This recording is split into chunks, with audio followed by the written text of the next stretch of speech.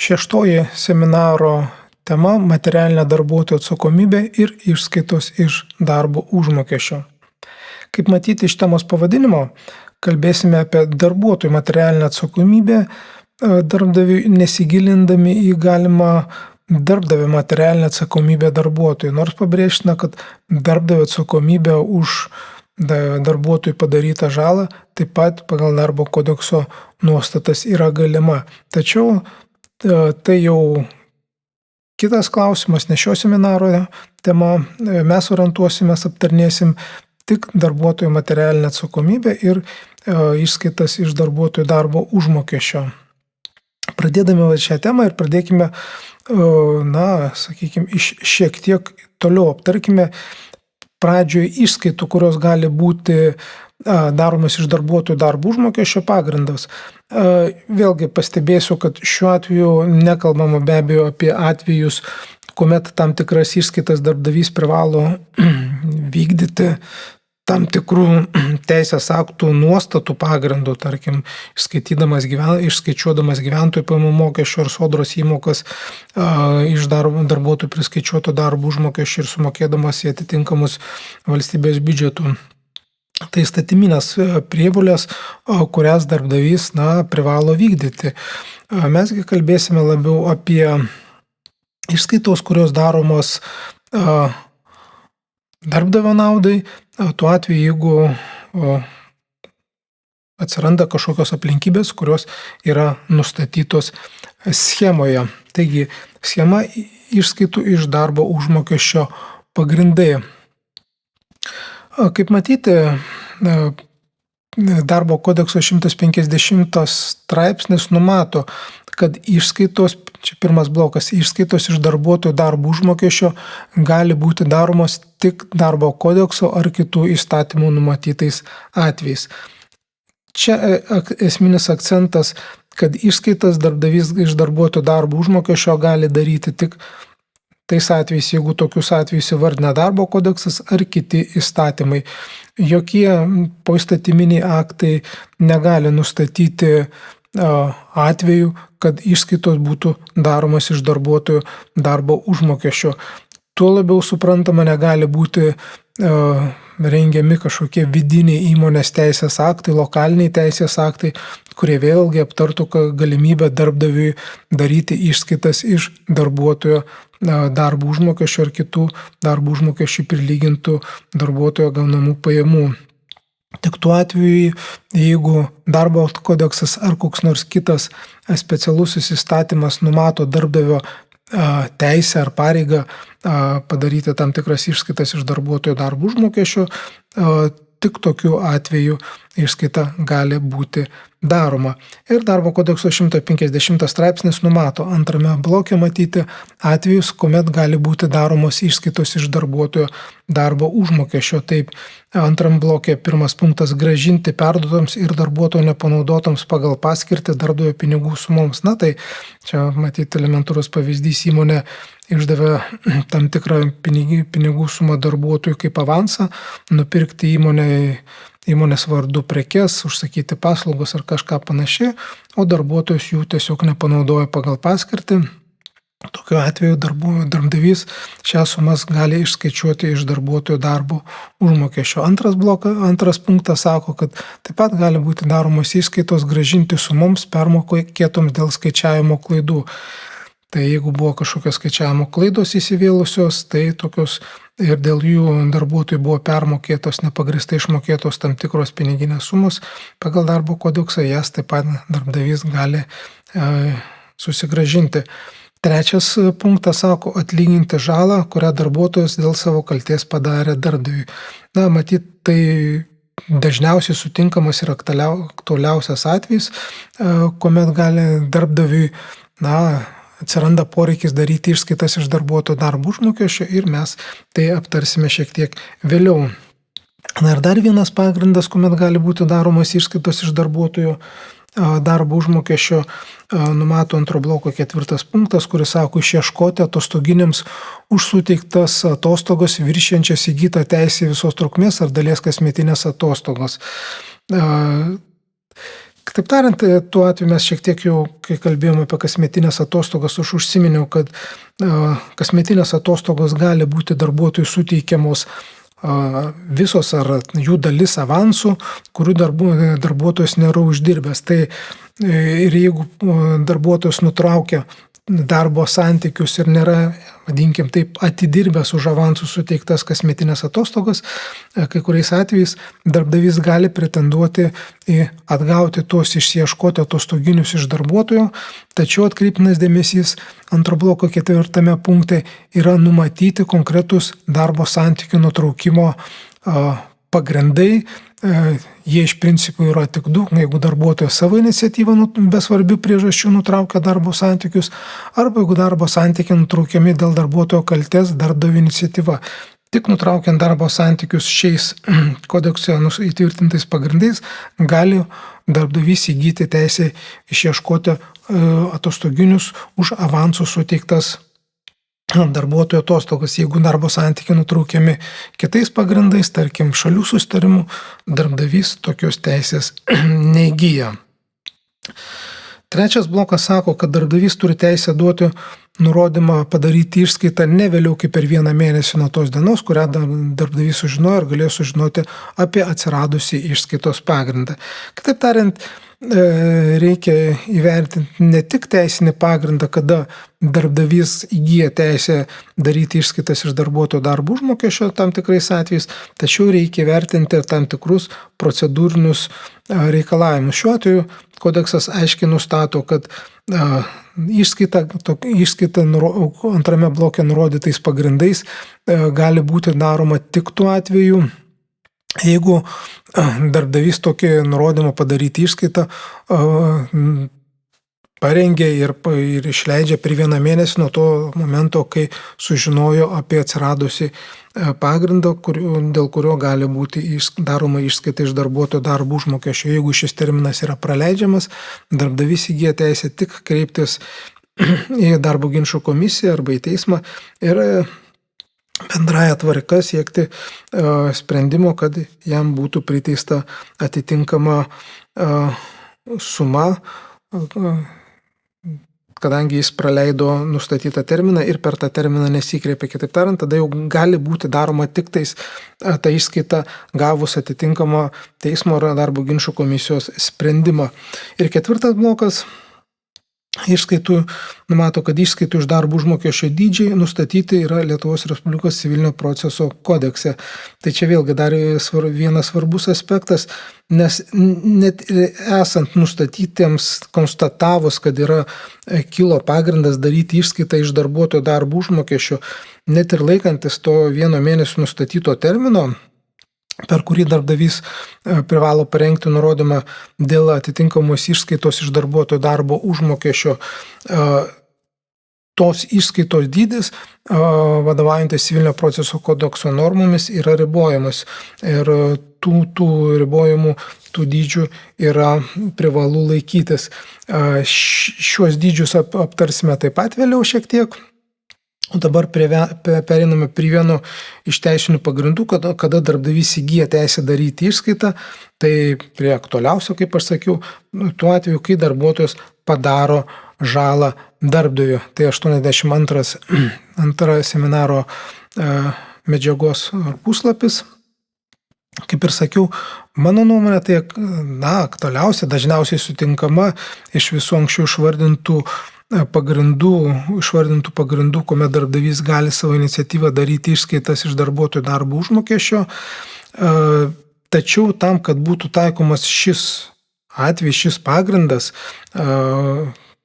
daryti išskaitą iš darbuotojų darbo užmokesčio, pirmiausia reikia aptarti darbuotojų padaryto žalos atlyginimo sąlygas. Jeigu tiksliau, reikia apžvelgti darbuotojams taikomos materialinės atsakomybės sąlygas. Tai matome, kad pagal schemą pirmiausia, pirmas blokas reikia konstatuoti faktą, kad darbuotojas pažeistamas darbo pareigas darbdaviui padaro žalą. Kitaip tariant, reikia konstatuoti kelis faktus, kad buvo darbuotojas pažeidė savo darbinės pareigas ir tuo pažeidimu padarė darbdaviui atitinkamą žalą. Nustačius žalos padarymo faktą, tuomet jau sprendžiamas klausimas dėl materialinės atsakomybės darbuotojų taikymo. Tačiau, kad tai padaryta, kad tai būtų tinkamai padaryta, tinkamai pritaikyta materialinė atsakomybė, turi būti nustatyta, kokia materialinė atsakomybė gali būti taikoma darbuotojui, nes nuo materialinės atsakomybės rūšies taikymo gali priklausyti, kokį žalos dydį darbuotojas atlygins. Ir 3, 4 blokas numato, kad gali būti taikoma arba ribotai materialinė atsakomybė, 3 blokas, arba 4 blokas visiška materialinė atsakomybė. Tai 3 bloke aptariama ribotai materialinė atsakomybė gali būti taikoma visais atvejais, kai konstatuojama, kad darbuotojas padarė atitinkamą žalą darbdaviui, konstatavus, kad jis pažeidė darbo pareigas ir tuo būdu padarė darbdaviui žalą, gali būti taikoma ribotai materialinė atsakomybė. Ir 3.1 blokas nurodo, kad darbuotojas bendru atveju privalo atlyginti visą padarytą turtinę žalą, bet nedaugiau kaip jo 3 vidutinių mėnesinių darbo užmokesčio dydžio žalą. Kitaip tariant, taikomas principas: darbuotojas turi atlyginti visą žalą, jeigu žalos dydis neviršija to darbuotojo 3 vidutinių darbo užmokesčio dydžio. Jei neviršia, toks darbuotojas atlygina visą padarytą žalą. Tačiau tuo atveju, jeigu jo padaryta žala yra didesnė nei darbuotojo 3 vidutiniai darbo užmokesčio dydžiai, taikant ribotą materialinę atsakomybę, darbuotojas atlygina tik žalą lygiai 3 vidutinių darbo užmokesčio dydžiams. O to žalos dydžio dalies, to žalos dalies, kuri viršija 3 vidutinių darbo užmokesčio dydį, darbuotojas tokiu atveju neatlygina. Būtent todėl, kad dalis darbo padaryto žalos gali būti ir neatlyginama, todėl ši atsakomybės rūšis ir vadinama ribotoji materialinė atsakomybė. 3.2 blokas numato, kad jeigu turtinė žala padaryta dėl darbuotojų didelio neatsargumo, gali būti atlyginama nedaugiau kaip 6 vidutinių darbuotojų mėnesinių darbo užmokesčio dydžio padaryta žala. Šiuo atveju galiu tik tais paminėti, kad neatsargumas suprantamas kaip faktas, kad darbuotojas padaręs pareigų pažeidimo numatė, kad jo veikimas, ar neveikimas, tas pareigų pažeidimas gali sukelti tam tikras pavojingas pasekmes darbdaviui, kurių pasekoje kils darbdaviui žala, bet tiesiog lengvabūdiškai tikėjusi, kad tų tokių pasekmių, tos padarytos žalas darbdaviui bus išvengiamas. Neatsargumas bus beje ir tuo atveju, jeigu darbuotojas nors ir nenumatė galimos, kad dėl jo pareigų pažeidimo darbdaviui kils tam tikra žala, kad nenumatė tokių savo poelgio pasekmių, tačiau galėjo ir turėjo numatyti. Tai visa tai laikoma darbuotojų dideliu neatsargumu.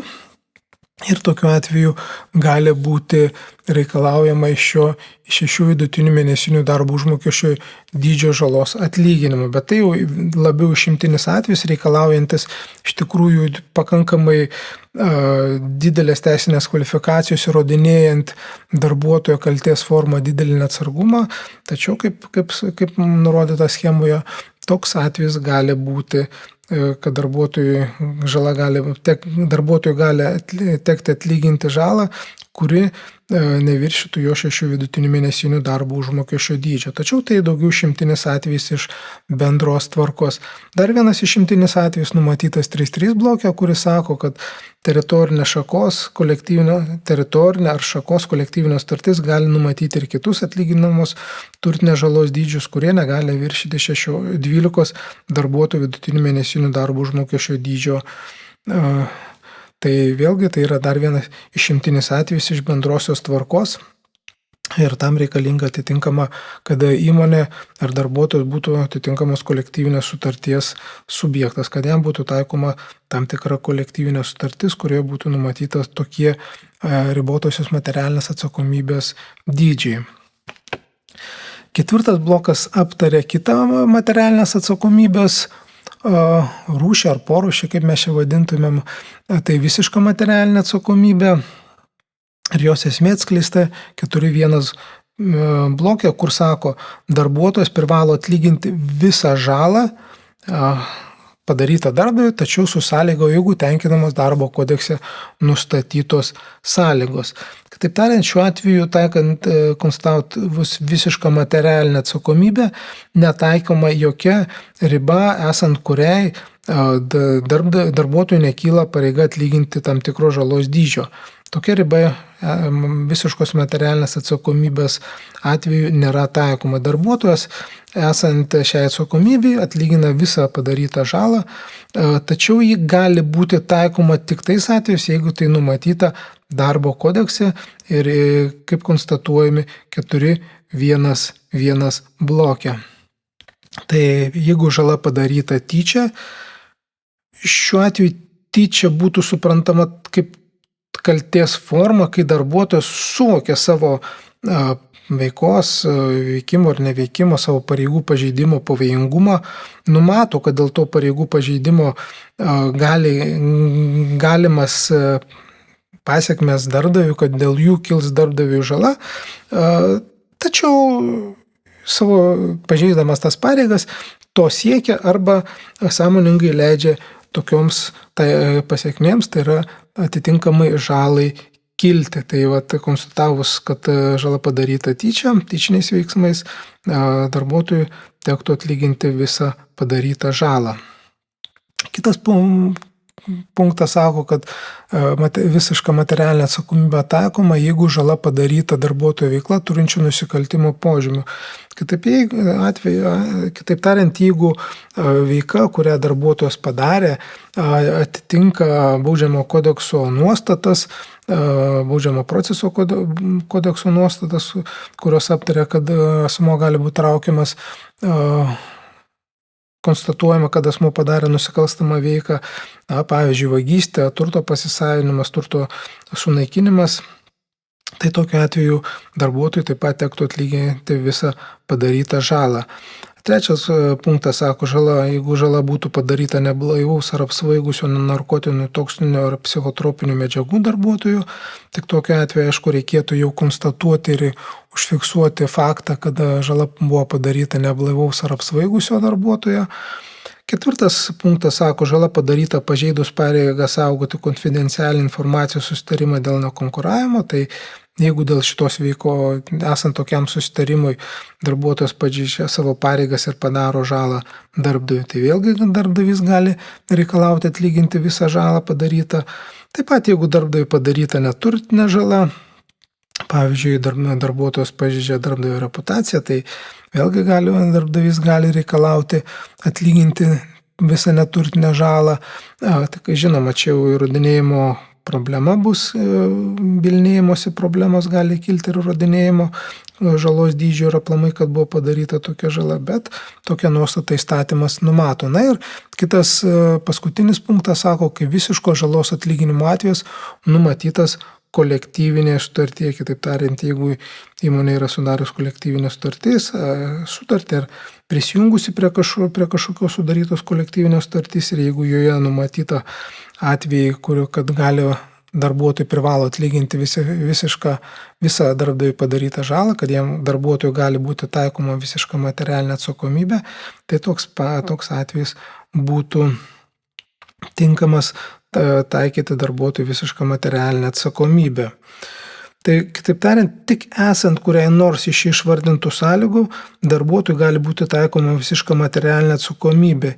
Jeigu nei viena iš sąlygų išvardintų 4.1 bloke nėra nustatoma, nėra konstatuojama, darbuotojui už jo darbdaviui padarytą žalą gali būti taikoma tik ribotai materialinė atsakomybė, kuri buvo aptarta anksčiau. Kaip minėjau, ten kalbama, reikia konstatuoti, kad buvo padarytas pareigų pažeidimas, kad padaryta žala ir tokiu atveju gali būti taikoma ribotai materialinė atsakomybė. Tiesa, bus,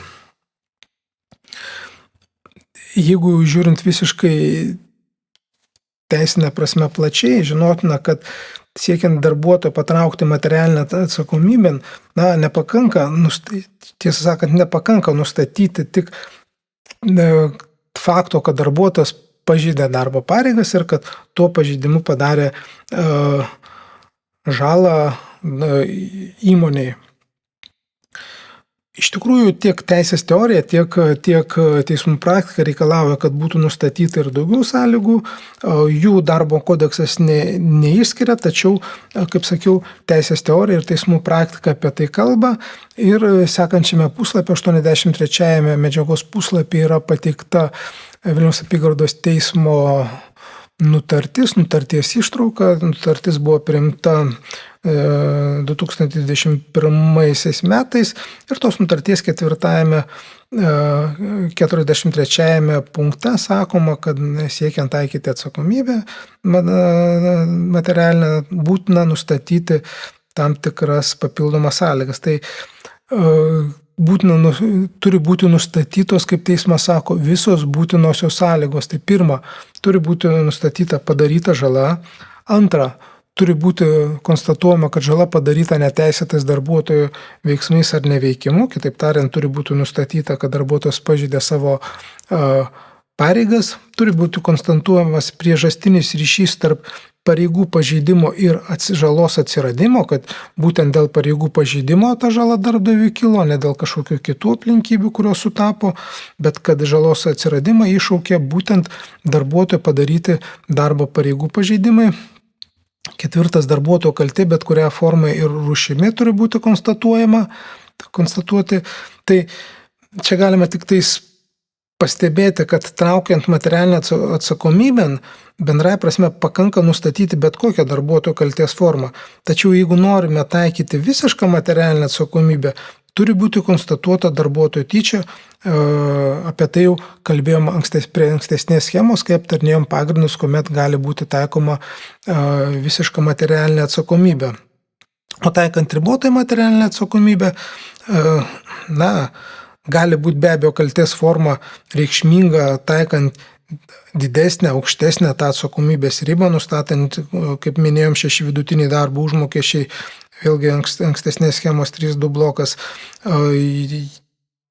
taikant šiai atsakomybei, norint taikyti 6 vidutinių darbo užmokesčio dydžio ribą, tai turi būti konstatuojamas didelis darbuotojų neatsargumas. Kitaip tariant, net ir taikant ribotą materialinę atsakomybę, iš principo rekomenduotina įsivertinti, kokie kalti veiksmai buvo padaryti darbuotojo neteisėti veiksmai ir kaip tie veiksmai gali būti traktuojama, kokia jo kaltė būtų tų veiksmų atžvilgių, ar tyčia ar netyčia.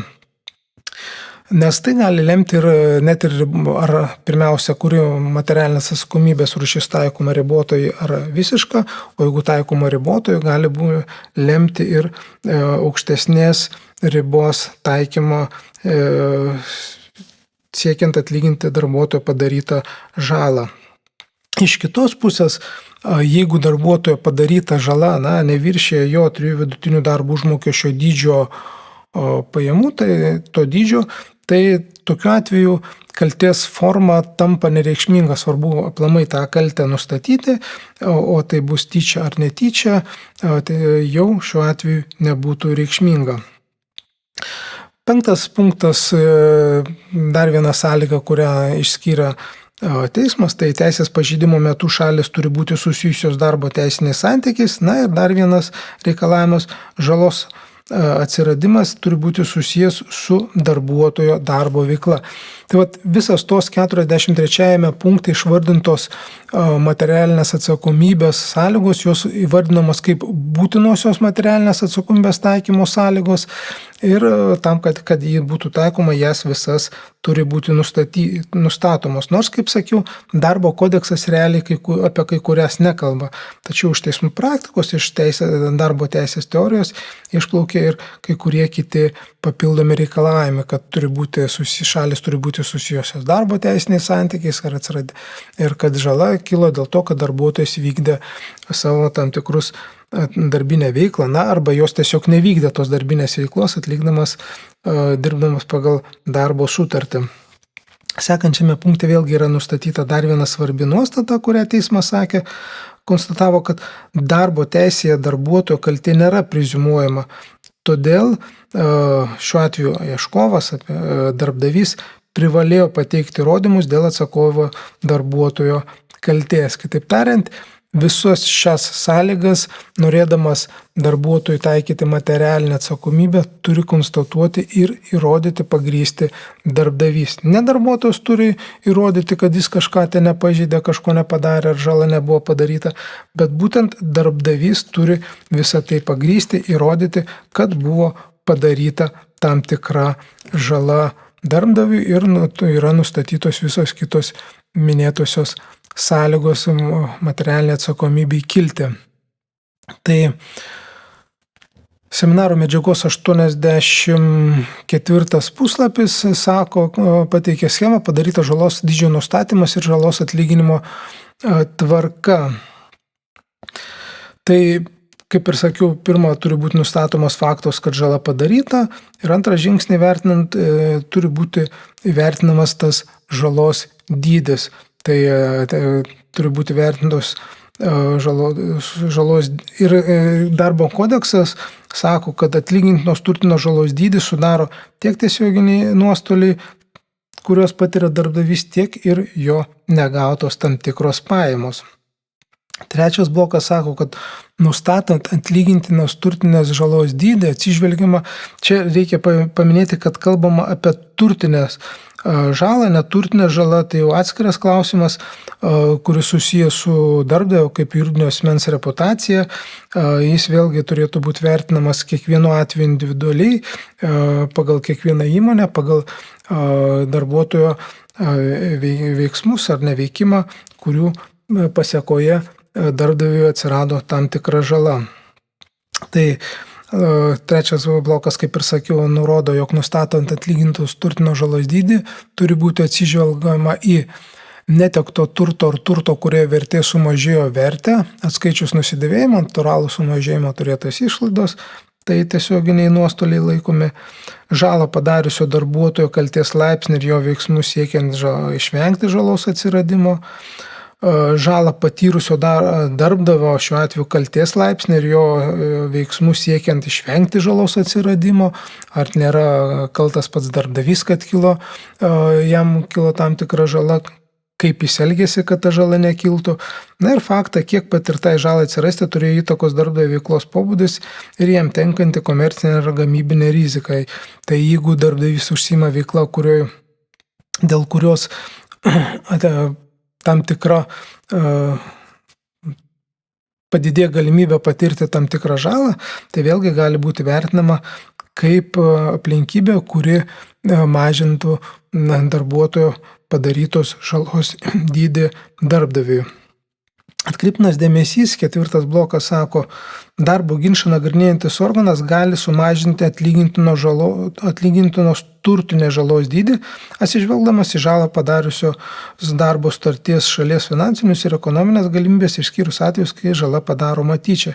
Kitaip tariant, atsižvelgiant, jeigu mes kalbam apie darbuotojo materialinę atsakomybę, tai atsižvelgiant į darbuotojo finansinės galimybės, jo ekonominę padėtį, gali, išskyrus atvejus, jeigu žalą padarė tyčiniais veiksmais, tai tokiais atvejais žala negali būti mažinama, bet jeigu darbuotojas įrodinės ir įrodys, kad jo būklė yra labai sudėtinga, kad jis neturi lėšų ir panašiai, darbo ginčą nagrinėjantis organas gali priimti sprendimą ir sumažinti darbdaviui atlygintinos turtinės žalos dydį, nepaisant to, kad darbdavys ir pagrįs, kad jo patirta žala yra gerokai didesnė. Šiuo atveju tiesiog kodeksas numato, kad darbo ginčą nagrinėjantis organas, atsižvelgdamas į tam tikrą finansinį pajėgumą darbuotojo, gali nuspręsti, kad darbuotojas turėtų atlyginti mažesnę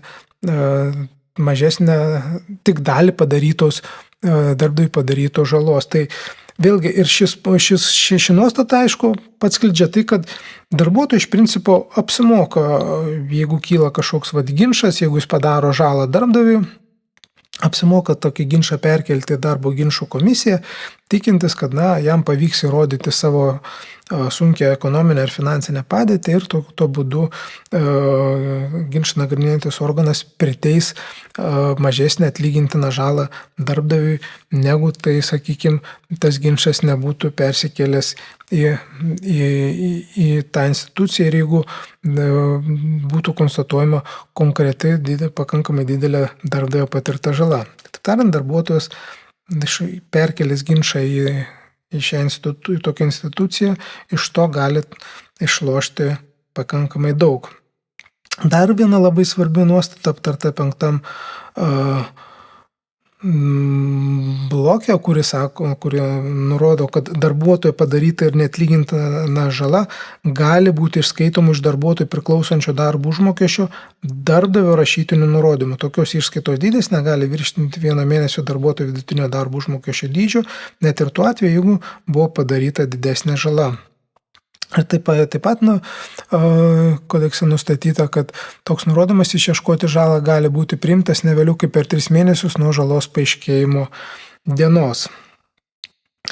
O 6 blokas pasako, kad tuo atveju, jeigu buvo padaryta žala ir turėtų būti daroma išskaita, kuri viršyje darbuotojo 1 mėnesio vidutinio darbo užmokestį dydį, arba jeigu yra praleisti minėti 3 mėnesių išskaitos padarymo terminai, darbdavys dėl žalos atlyginimo gali kreiptis į darbo ginčų komisiją. Tokiu atveju jis gali jau, sakykime, reikalauti ir didesnės žalos atlyginimo, negu nesijant su vieno vidutiniu darbuotojo darbo užmokesčio dydžiu, arba jau, kaip buvo minėta, praleidus 3 mėnesių terminą, per kurį turėtų parengti nurodymą dėl išskaitos iš darbuotojo darbo užmokesčio padarymo.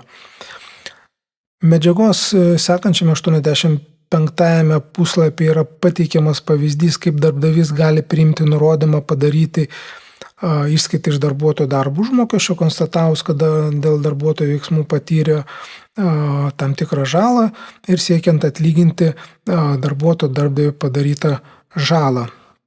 Bet suprantama, mes pateikėm tik tais pavyzdį, kiekvienu atveju faktinės aplinkybės, žalos dydis ir visos kitos su tuo susijus aplinkybės skirtus, jos turi būti individualizuojamos pagal konkrečią situaciją, tačiau pati forma iš principo gali būti taikoma ir tokia. Pavyzdžiui, plačiau neaptarnėsime, kam aktualu galima savarankiškai susipažinti ir esant reikalui pagal šį pavyzdį pasirengti savo tinkamą dokumentą. Pereiname į sekantį puslapį, 86 puslapis, kuriame yra pateikta schema išskaitų iš darbo užmokesčio dydžiai. Tai klausimas, apie kurį jau užsiminiau anksčiau ir kurį žadėjau aptarti, tai prie jo ir prieiname. Kaip minėjau, civilinio proceso kodeksas nustato tam tikrus ribojimus, kokio dydžio išskaitas galima daryti iš darbuotojų priskaičiuoto darbo užmokesčio. Pažeidus civilinio proceso kodekse nustatytus reikalavimus, tos dydžius, padaryta iš darbuotojo darbo užmokesčio išskaita gali būti pripažinta padaryta neteisėtai, o tuo pačiu darbdavys gali būti įpareigotas tokią išskaitą gražinti darbuotojui. Tai reikėtų jas atsiminti, todėl manom, kad jas verta iš tikrųjų aptarti. Tai pirmas blokas lyg ir sako, kad vidurinis viršuje esantis, kad išskaitos gali būti daromas iš darbuotojo darbo užmokesčio. Tai kaip mes nurodėm pagal darbdavio sprendimą, darbdavio nurodymą, kad yra rašytinė ir pagal kažkokį kitą, ir pagal darbdavio gautus vykdomosius dokumentus, kuomet jis tiesiog darbdavys atlieka išskaitos apskaičiavimo funkciją ir išskaitos pervedimo kitiem asmenims, šiuo atveju antstoliams funkciją. Tai ir pažymėtina, kad civilinio proceso kodeksas išskaitų dydžius sieja su minimalios mėnesinės algos dydžiu. Tai 2.1 blokas sako, kad iš darbo užmokesčio dalies, kuri neviršia minimalią algą, kol bus visiškai padengtos išieškomos sumos. Gali būti daromi išskaita 30% arba 20% išskaita. Tai 2.1.1 blokas aptaria atvejus, kuomet gali iš darbo užmokesčio dalies, kuri neviršė minimaliosios mėnesinės algos, gali būti daromos išskaitos lygios 30%, jeigu ko kito nenustato darbdavio gautas vykdomasis raštas. Tai išlaikymą periodinėms išmokoms, tiem vadinamiesiems alimentams, tai jeigu daromos įskaitos žalos padarytos suluošinimo ar kitokių sveikatos sužalojimo atlyginimui, taip pat žalos padarytos maitintojo gyvybės atėmimų atlyginimas. Tai jeigu konstatuojamos šitos aplinkybės, tokiu atveju gali būti daroma išskaita iki 30% išskaita iš darbuotojų darbo užmokesčio dalies ar darbo užmokesčio neviršiančio minimalią mėnesinę algą arba iš darbo užmokesčio dalies neviršiančios minimalios mėnesinės algos gali būti daroma 30% išskaita. Bet šiuo atveju tiesiog pažymėtina, kad paprastai šios išskaitos daromos jau trečių asmenų naudai, jos daromos pagal darbdavio gautus vykdomosius raštus ir vykdomajame rašte turi būti nurodoma, kokia išskaita gali būti daroma iš darbuotojo darbo užmokesčio ir pagal tai tuo reikėtų vadovautis. 2.1.2 blokas sako, kad visų kitų rūšių išieškoms gali būti taikoma 20% išskaita, jeigu kitaip nenustatyta vykdomajame rašte ar kito nenustato įstatymas ar teismas. Tai tuo atveju, jeigu darbdavys priima rašytinį nurodymą daryti išskaitą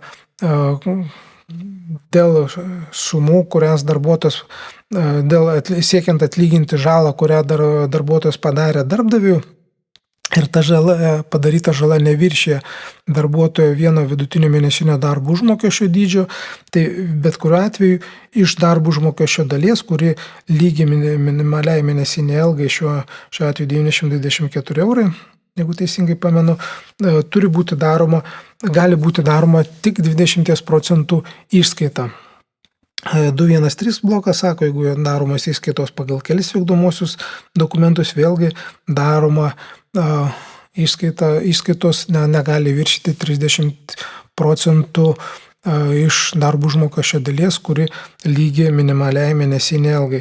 Ir tokiu atveju padarius tą įskaitą, jau pagal kiekvieną vykdomąjį turi įmonės gautą dokumentą dalinama proporcingai ir pervedama atitinkamai antstoliui ar tam tikram subjektui, kuriam tos sumos turi būti skiriamos.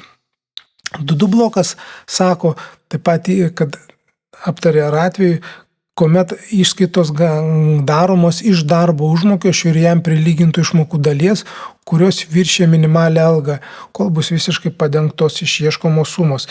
Kitaip tariant, jeigu darbuotojo darbo užmokestis viršyje minimalią mėnesinę algą, tai daromos, vadinkim taip, skiriamas į dvi dalis.